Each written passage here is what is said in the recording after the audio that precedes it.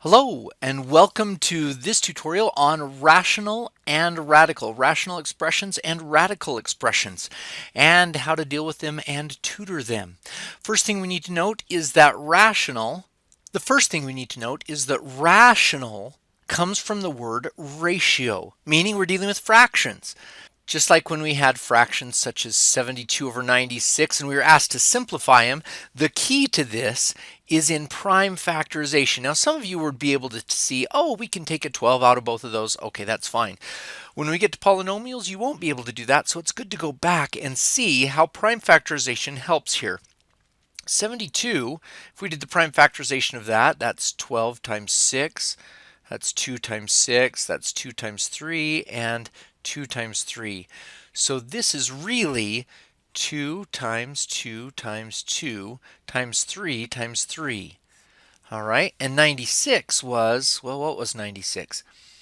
That looks like 12 times 8, and that's 3 times 4, 2 times 2, 2 times 4, 2 times 2. All right, so we have 2 times 2 times 2 times 2 times 2, 5 of them times 3.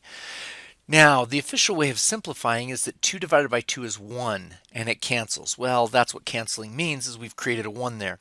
Those go, and those go, and we're left with 3/4. If you haven't seen that before, it's actually very beneficial to see that the factoring, because this is division, is really symbolic of what we're going to be doing with polynomials. For example, if I have something like x squared minus 5x minus 14, and I divide that by x squared minus 4. The first thing you should note is that students will be tempted to cancel out the x squareds, which is bad news all around because this is a divide sign. Divide does not undo subtract, it doesn't undo add, and that would be a terrible thing for them to do. So the only thing divide does undo is multiplication. That's why we need to factor these. So here we have x minus 7, x plus 2, and on the bottom we have x minus 2, x plus 2. And what do we know about that? Well, look at that guy, just like what happened up here. And we're left with x minus 7 over x minus 2. And that's really important. Now you should note that 14 and that 4 just by happenstance turned into the 7 and the 2. It doesn't always happen that way. Good, let's look at some more difficult ones where you have to add fractions. Here we have 13/22 plus 7/55. Ooh, ugly. Let's remember what we did with numbers. This was 2 times 11. There's its prime factorization. And this was 5 times 11. Now, if we want to get a common denominator, yeah, do you remember how to do a least common multiple with these? Yeah, times by 5. Times by 5. This now has 2 times 11 times 5. Times this guy by 2 times this guy by 2. Do they have common denominators? Yes. I don't even know what that is all multiplied together, but they now have exactly common denominators, and we could leave it like that. We now have 65 over this big ugly mess plus 14 over this big ugly mess. That's 2 times 11 times 5. So that's 79 over this, and you could times it back out or leave it like that, but we get what, 110? Good. Now let's see how that works with a problem very similar. So if we had something like 3 over x squared minus 5x minus 14 plus 5 over x squared minus 4, you'll see getting a common denominator with these is really difficult. And you could times them together just like you could have times 22 times 55. But notice how easy it is if you factor everything. So you have x minus 7 times x plus 2 on this denominator. And over here you have x plus 2, x minus 2. So you're thinking, yeah, how do you get a common denominator? Well, what does this guy have that this guy's lacking? Well, it's missing an x minus 2. So if we multiply by x minus 2 here and here, good. And what does this guy need? Needs an x minus 7. We just made it up. We just created a least common denominator. And now we can actually put these two together. So add the numerators. So we have 3x minus 6 plus 5x minus 35 all over this common denominator, x minus 7, x plus 2, x minus 2. Now you could multiply that back out if you wanted to. With numbers it was kind of easy. There you might want to leave those alone.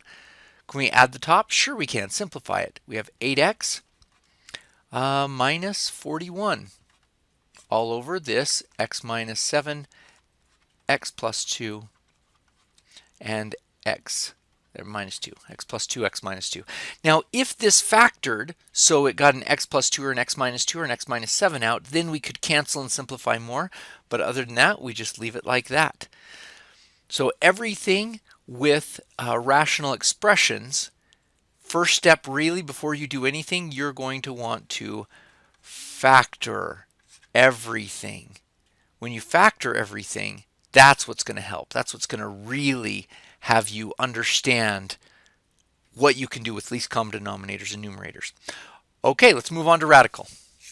The radical world really comes around because you have numbers like square root of 9 that turn out correctly, and then square root of 2, which, yeah, this is like 1.41 dot dot dot dot dot, and it never repeats a pattern, and it never stops. That's why they call it irrational, is you can never write this as a fraction, so it is a non-fractional number. So any square root that doesn't come out right is in that ballpark. But if it does come out right, hey, it's a normal rational or fractional number. So square roots that don't come out nice, they're irrational. So anytime you see those, we can still work with them, and they work pretty nice. For example, when you take the square root of 2 times the square root of 3, oh, wouldn't you know it, it does give you indeed the square root of 6. But notice there's a possibility of them actually coming out of the irrational world back into the rational world. Square root of 2 times square root of 2 is 2, or square root of 4, which is 2. Well, yeah, that's what the square root means, is when you times it by itself, you'd get 2. So timesing it by itself or its partner comes out nice. Now you should note if we did something like the cube root of 7, that's pretty good. If we did times it by the cube root of 7, well, that'll give us a cube root of 49. Does that come out nice? No, it doesn't. But if you did the cube root of 7 squared, then this becomes a cube root of 7 times 7 times 7. Ooh. So each one of these roots has a different way of people leaving the irrational world. That's kind of a neat thing to know. Okay, so let's look at see how we can do some of them. Square root of 5, square root of 7, whatever you've got, it actually adds just like an x. So you have 5 square roots of 7 plus 3 square roots of 7. What do you get? Yeah, you get 8 square roots of 7. That means that we can start multiplying them together, like 2 plus 3 square roots of 7 times 5 plus 4 square roots of 7, something like that. This will times through just like a binomial. 2 times 5 is 10. 2 times 4 square roots of 7, that's 8 square roots of 7. 3 times 3 square roots of 7 times 5 is 15 square roots of 7. And then we get plus 12 square roots of 7 times square root of 7. That comes back into the rational world. 84 plus 10 is 94, and that is 23 square roots of 7. Yeah, so if they simplify down like that, that's very important to be able to do that. Okay, so that's addition. Subtraction is going to work the same way. Multiplication works just like that. Now division is a little bit tough sometimes. They give you a number like 5 over the square root of 7. How do you do that? Division, actually, with these numbers, since you're not going to use any standard procedure of like long division or turning them into fractions, it is not considered simplified simply by agreement to have a square root on the bottom. So this will actually be written as the instructions to rationalize the denominator. What does that mean? Well, right now the denominator is irrational. And remember, there's a secret of how to get out of that. If I were to times this by square root of 7 and square root of 7, I now have on the top 5 square roots of 7 over square root of 7 times square root of 7 is 7.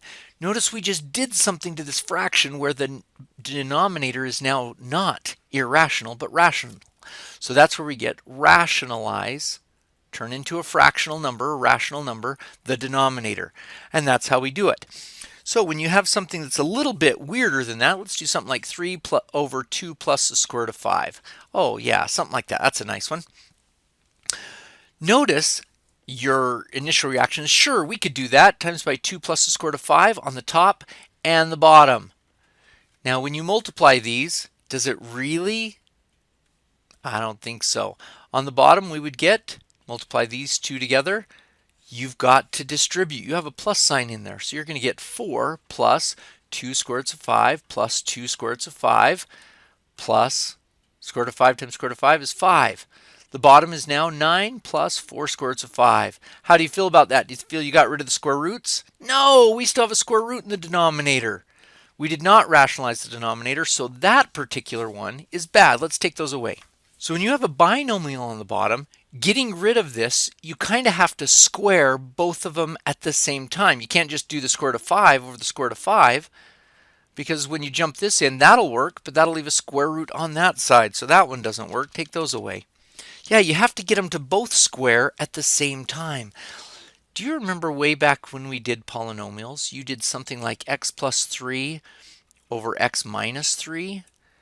Yeah, what happened when you multiplied those out? You got x squared minus 9. No middle term at all and 2 squares. That means instead of using this exact same number to get out of the irrational world, you're going to use its conjugate. That is the same thing but with a minus sign in the middle. Now on the top we have 3 times 2 minus the square root of 5. Okay, that's good. Now on the bottom, what do we have? Well, when you multiply these guys, 2 times 2 is 4, minus 2 square roots of 5, plus 2 square roots of 5, minus the square root of 5 times the square root of 5 is 5. Middle terms are gone. 4 minus 5 is a negative 1. Oh my word! We have rationalized the denominator. So the conjugate is the key if you have a binomial in there. Oh, that's a good one. That's a good one. With radical numbers, being able to use them as x's and y's and multiply them and divide them just like we have been, inevitably you will run into a problem. Mathematicians had this issue for centuries and centuries, that there was an equation here that did not have an answer. X squared plus 1 equals 0. Wow, look at that thing. So we have x squared equals a negative 1. No number in the world does that. If you look at it on a number line, here's 0. Does 0 squared equal negative 1? Nope. How about any of these positive numbers? If they times by themselves, can they equal a negative? Nope. What about a negative number? Times by itself? No. So they made this up. They said, you know what?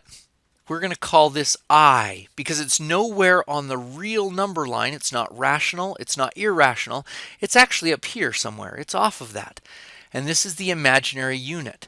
So the first thing you need to know about this is when you take and do I squared, it was invented to solve that equation, you get a negative 1. So it doesn't act like real numbers. But notice, this is not in the real world. Real world meaning right here. Not what we accept as reality, but the real number line, it's not in that world. When you square it, its partner, I times I, you leave that world and you're now at a normal negative 1. I itself is not negative 1. Negative 1 times negative 1 is not negative 1. So I is not negative 1. I squared is negative 1. But this tells you a few things about it, like I cubed has to be the same as I times I times I. But what's I squared? Negative 1. So this is negative 1 times I. Wow. What's I to the fourth? Well, that's I times I times I times I. That's I squared and I squared. That's negative 1 times negative 1 is a positive 1. Yeah, what's I to the fifth power? Well, now that I've got this guy right here, this is actually your secret and key to simplifying powers of I. I to the fifth is I to the fourth times I. And what's I to the fourth? 1. So I to the fifth and I are the exact same thing. Let's link those two together. Yeah, like that. What's I to the sixth? Well, I to the sixth is I to the fourth times I squared. I to the fourth is 1, and I squared was negative 1. I to the seventh? Well, that's I to the fourth times I to the third. I to the fourth was 1, so that's the same thing as I to the third, which we already figured out up here was negative I. And I to the eighth power? Well, that's I to the fourth times I to the fourth. That's 1 times 1. So 1. So we just followed I, negative 1, negative I, 1. I, negative 1, negative I, negative 1. And it goes through this cycle every 4. So if we have something like I to the, let's say, 35th power, well, let's see. I to the fourth is 1. And that happens, how many times does 4 go into 35? 8 times.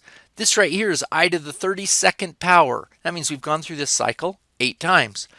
Times I, how many are left over? 3. This is 1 to the 8th power. So that's just 1. And I cubed is negative I. It's right here. We did that at the beginning. So every power of I will reduce down if you divide it by 4 and only look at the remainder. Because when you divide by 4, whatever comes out nice is just 1 to that power. So that is a way to simplify them. You will be asked to add and subtract and multiply and divide. Add is nice. If you have something like 2 plus 3i and you add it to 5 minus 19i, yeah, what do you think you're going to do? Combine like terms. That's 7 minus 16i. That's not a problem. That's not too bad at all.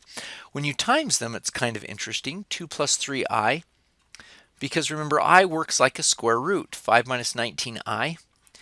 You multiply them, you get 10 minus 38i plus 15i, and then minus 3 times 19 is 57. I times I is I squared. What's I squared? Let me get a bright color so it burns it into your brain. I squared is negative 1. It came back into the real world.